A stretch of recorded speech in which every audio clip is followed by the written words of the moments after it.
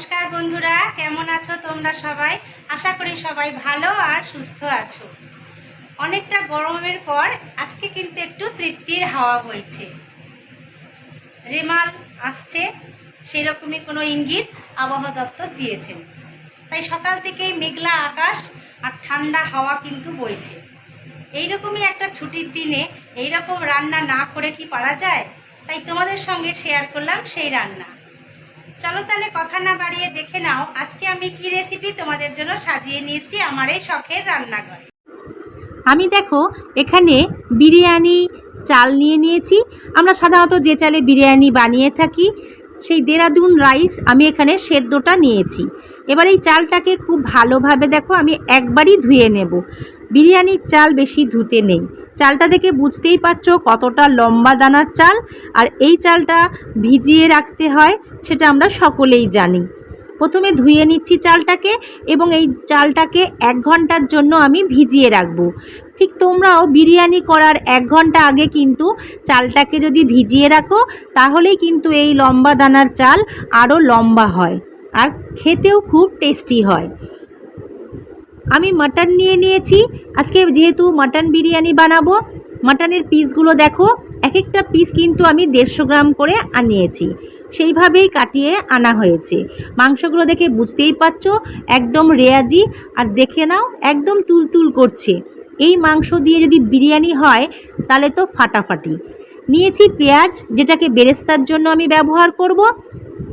চলো তাহলে পরের প্রসেস দেখো। আমি একটা প্রেসার কুকার নিয়ে নিয়েছি, যার মধ্যে মাটনের পিসগুলোকে আমি দিয়ে দিচ্ছি। আর মাংসের মধ্যে বেশ কিছুটা চর্বিও আমি নিয়েছি, সেটা পরে তোমাদেরকে দেখাবো কিভাবে আমি ব্যবহার করব। সামান্য একটু জল আমি দিয়ে দিলাম। এবার আমি দিয়ে দেব এর মধ্যে রসুন আর আদাকে গ্রেট করে নিয়েছিলাম, দিয়ে দেব সামান্য কাঁচা লঙ্কা কুচি, আর দিয়ে দেব সামান্য পেঁয়াজ কুচি। লবণটা খুবই সামান্য পরিমাণ দেব। দিয়ে আমি এটাকে 3 থেকে 4টে সিটি দিয়ে নেব। প্রথমে 2টো সিটি আমি দেব একদম মিডিয়াম টু লো করে, আর 3টে সিটি দিয়ে দেব আমি হাই ফ্লেমে। অবশ্য তোমরাও টোটাল 5টা সিটি দেবে যদি 150 থেকে 200 গ্রামের মাটনের পিস হয়ে যায়। সিটি পড়ে গেছে, আমি প্রেসার কুকারটাকে নামিয়ে রাখলাম ঠান্ডা হওয়ার জন্য। অন্যদিকে একটা কড়াই বসিয়ে নিয়েছি কিছু মশলা রোস্টেড করার জন্য। দেখো এখানে আমি নিয়েছি লবঙ্গ, নিয়েছি জায়ফল, নিয়েছি সাদা মরিচ, নিয়েছি জয়িত্রী, এলাচ আর দারচিনি। তোমরা এর মধ্যে আরও কিছু মশলা অ্যাড করতে পারো তোমাদের মনের মতন, তাতে কোনো অসুবিধে নেই। এবার চলো আমি দেখো এর মধ্যে সামান্য পরিমাণ দিয়ে দিলাম গোলমরিচের গুঁড়ো। এটা কালো গোলমরিচের গুঁড়ো, যেহেতু গোটা কালো গোলমরিচ আমার কাছে নেই। সমস্ত মশলাটা খুব ভালোভাবে আমি এবার শুকনো কড়াইয়ের মধ্যে নেড়ে নেব এবং খুব লো ফ্লেমে আমি কিন্তু এই মশলাগুলোকে ভেজে নেব। অন্যদিকে ভাত রান্নার জন্য আমি একটা ডেচকিতে দেখো জল বসিয়ে দিয়েছি। দিয়ে দিচ্ছি এর মধ্যে লবণ। লবণটা দেওয়ার পর আমি এর মধ্যে দিয়ে দেব দারচিনি, দিয়ে দেব লবঙ্গ,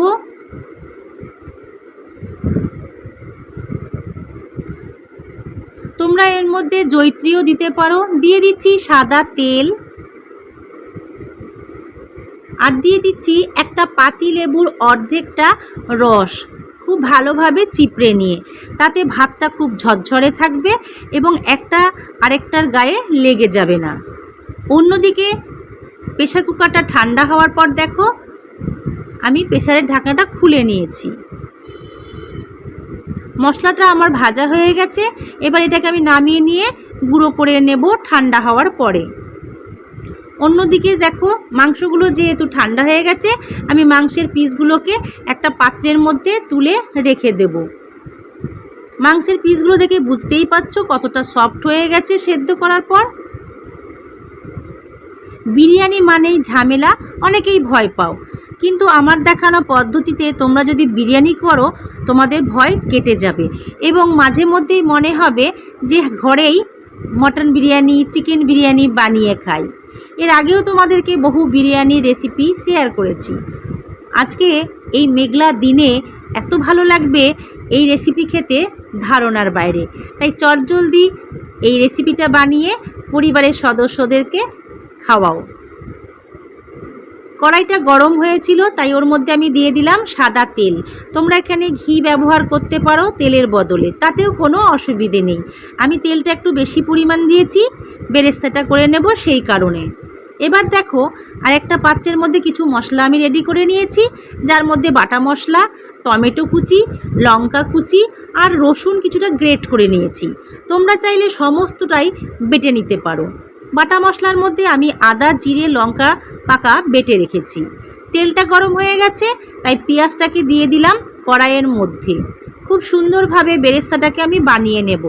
আজ আমি 1 কেজি চালের বিরিয়ানি বানাচ্ছি, তার জন্য আমি 750 মতন পেঁয়াজ নিয়েছি। তোমরাও 700 থেকে 750 মতোই পেঁয়াজ নেবে যদি 1 কেজি চালের বিরিয়ানি বানাও।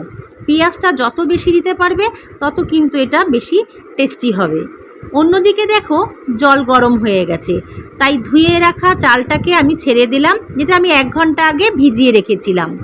আজকে পুরো রান্নাটা তোমাদেরকে দেখাচ্ছি না ভাত রান্নার, কারণ আগের দেখিয়েছি ভিডিওতে তোমাদেরকে কিভাবে বিরিয়ানির ভাত রান্না করতে হয়। আমি যদি বিরিয়ানির ভাত রান্নাটা পুরো দেখাই ভিডিওটা অনেকটা লং হয়ে যাবে, তোমাদেরও ভালো লাগবে না। 80% পর্যন্ত ভাতটা হয়ে যাওয়ার পর আমরা কিন্তু ভাতটাকে নামিয়ে মাড় ঝরিয়ে রেখে দেব। একটা প্রেশার কুকার বসিয়েছি, অন্যদিকে সামান্য লবণ আর হলুদ দিয়ে দিলাম।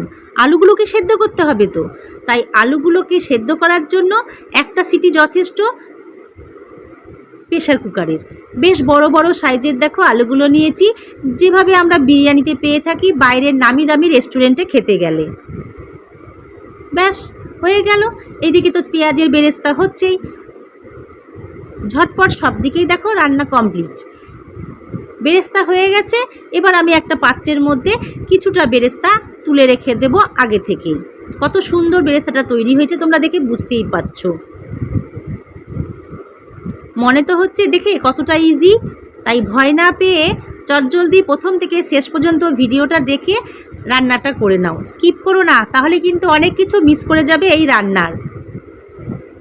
এবার কিছুটা বেরেস্তা আমি রেখে দিয়েছি কড়াইয়ে, যার মধ্যে আগে থেকে নিয়েছিলাম যে কেটে রসুন, টমেটো আর কাঁচা লঙ্কা দিয়ে দিলাম। রসুনটাকে আমি গ্রেট করে নিয়েছি কিছুটা, আর দেখো লঙ্কাও কুচি করে নিয়েছি। খুব ভালোভাবে মশলাগুলোকে দিয়ে বাটা মশলাটাকে এবার আমি দিয়ে দিচ্ছি। বাটা মশলায় আগেই বলেছি আদা, জিরে আর লঙ্কা আছে। সামান্য জল দিয়ে আমি মশলাটাকে কষিয়ে নেব খুব ভালোভাবে। অবশ্যই মশলাটা কষাবার সময় প্রয়োজনে কিন্তু জলটা ব্যবহার করো, যেমন বাড়িতে তোমরা মাংস রান্না করার সময় করে থাকো। ঠিক একই পদ্ধতি, কোনো ব্যাপারই নয়। কত সুন্দরভাবে মশলাটা দেখো কষানো হচ্ছে। ঠিক সেই সময় দিয়ে দেব স্বাদ অনুসারে লবণ। যেহেতু ভাত রান্নার সময় আমি লবণ ব্যবহার করেছি, সেটা মাথায় রেখেই কিন্তু লবণটা আমি এখানে দিয়ে দিলাম। দিয়ে দেব হলুদ গুঁড়ো পরিমাণ মতন।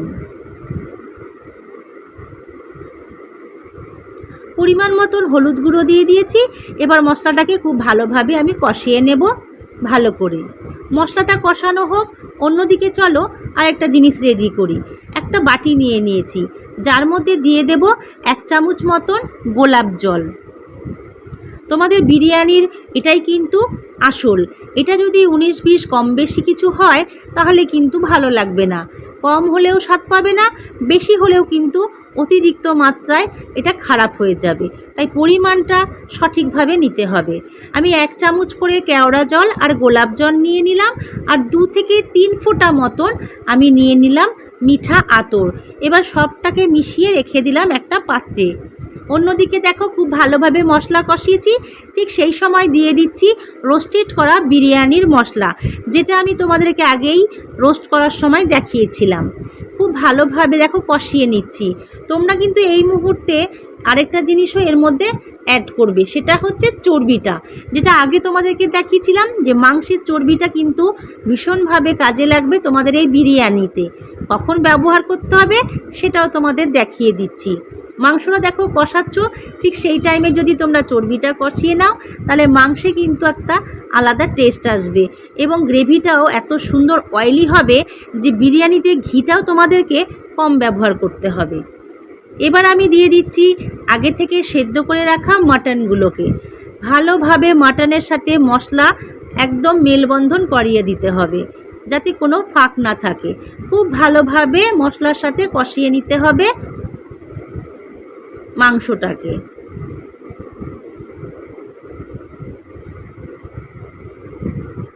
দেখে বুঝতেই পারছো কালারটা কতটা সুন্দর এসেছে, টেস্টও কিন্তু ঠিক দারুণ হবে। এবার আমি এর মধ্যে দেখো যেটা অ্যাড করছি সেটা হচ্ছে গোলমরিচের গুঁড়ো। ভাবছো বারে বারে গোলমরিচের কেন গুঁড়ো দিচ্ছি?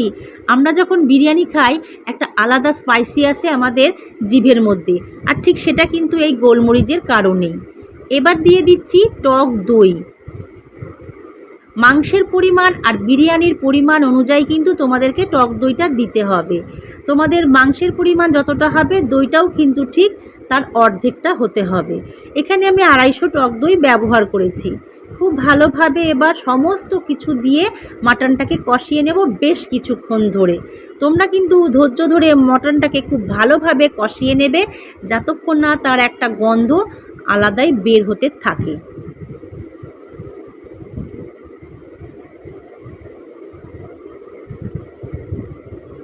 খুব ভালোভাবে মটনটাকে আমি ধৈর্য ধরে কষিয়ে নিয়েছি। দেখে বুঝতেই পারছো কতটা সুন্দর রঙটা এসেছে। এবার আমি একটা তাওয়া বসিয়ে দিচ্ছি গ্যাসের মধ্যে, ঠিক তার মধ্যেই বসিয়ে দিচ্ছি একটা বড় পাত্র। বিরিয়ানি মানেই কিন্তু একটু ছড়ানো পাত্র আমাদের প্রয়োজন। এবার আমি ওর মধ্যেই দিয়ে দিচ্ছি আমার কষানো মাটনটা উইথ মাটন ফ্যাট। মাটন ফ্যাটটা এবার আমার ঘিয়ের কাজ করবে। তোমরা পাত্রে যারা একটু বাড়তি ঘিয়ের স্বাদ পেতে চাও সাদা তেল বা ঘি ছড়িয়ে দিতে পারো, তারপর মাটন কষাটা দিতে পারো, তাতে কোনো রকম অসুবিধে নেই। আমি এখানে ঘিয়ের ব্যবহারটা কম করব।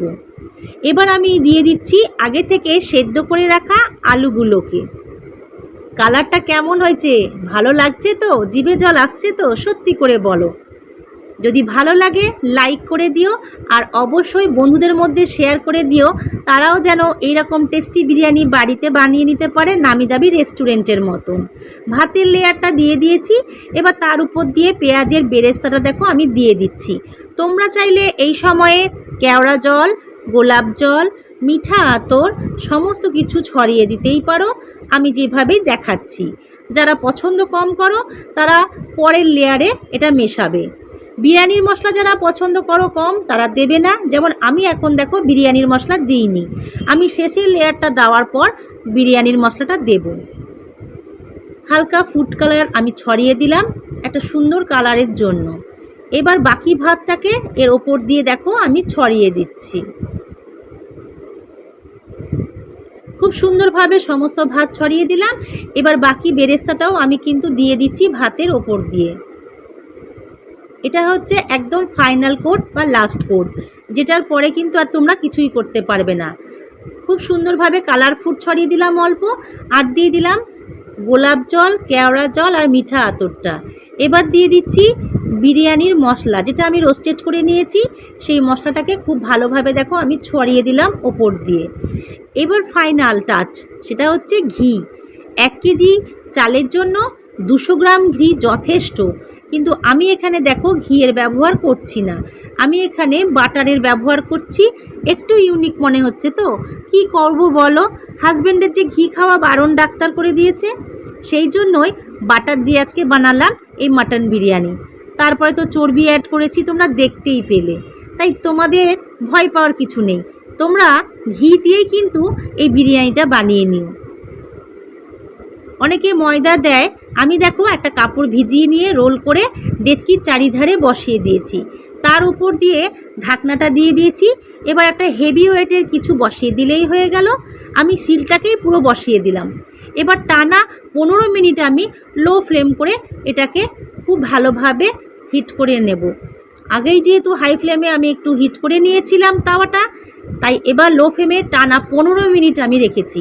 হাই ফ্লেমে 5 মিনিট, লো ফ্লেমে 15 মিনিট, ব্যাস দুর্দান্ত স্বাদ আর গন্ধ নিয়ে তৈরি তোমাদের আজকের মাটন বিরিয়ানি। তাহলে চলো দেখে নাও কত সুন্দর এই কালারটা ম্যাচ করেছি আমি, আর টেস্টও হয়েছে। একদম ফাইনাল লুক দেখার জন্য খাওয়ার টেবিলে চলো। একদম ঝটপট বানিয়ে নিয়েছি একটা স্যালাড, দেখে বুঝতেই পারছো বিরিয়ানি হলে তো স্যালাডটা মাস্ট। এবার তোমাদেরকে আমি তুলে দেখাবো বিরিয়ানি এক ধার থেকে, কতটা সুন্দর হয়েছে, একদম নামি দামি রেস্টুরেন্টের মতন। সাদা, ইয়েলো, সমস্ত কালার যেরকম দোকানে আমরা পেয়ে থাকি ঠিক সেই রকম। মাংসের পিসগুলো, আলুর পিসগুলো কতটা লোভনীয় লাগছে দেখে বুঝতেই পারছো। দুর্দান্ত হয়েছে আজকের এই বিরিয়ানিটা। দোকানে যাবার প্রয়োজন নেই, বৃষ্টির দিনে, ছুটির দিনে আমেজে ভরে যাবে আজকের এই বিরিয়ানি স্পেশাল। উফ, দুর্দান্ত সফটি। আর দেখো মাটনটা একবার, কি লোভ হচ্ছে তো। তাহলে ঝটপট বানিয়ে ফেলো দেরি না করে আজকে এই মাটন বিরিয়ানি। জমে যাক আজকের এই সানডে স্পেশাল। দেখো রাইসগুলো কতটা সুন্দর কালারফুল, মনে হচ্ছে না যেন নামি দামি কোনো দোকানের বা রেস্টুরেন্টের বিরিয়ানি। কি তাহলে অবশ্যই কমেন্ট করে জানাও কেমন হয়েছে, আর লাইক করতে কিন্তু ভুলো না। আর নতুন বন্ধুরা ঝটপট চ্যানেলটাকে সাবস্ক্রাইব করে নাও, আর পাশে রাখা বেল আইকনটি ক্লিক করে নিও। জিভে জল নিশ্চয়ই আসছে তোমাদের, তাই ঝটপট বানিয়ে নাও আমার দেখানো পদ্ধতিতে এইভাবে মটন বিরিয়ানি। জিভে জল না এনে ঝটপট বানাও, আর বাড়ির পরিবারের প্রত্যেক সদস্যকে গিফট করো। খুব সুন্দর রেসিপি, খুব সহজ পদ্ধতিতে তোমাদেরকে দেখালাম। তাহলে দেখা হচ্ছে পরের ভিডিওতে এরকমই কোনো দমদার রেসিপি নিয়ে। ততক্ষণ ভালো থাকো, সুস্থ থাকো। টাটা বন্ধুরা।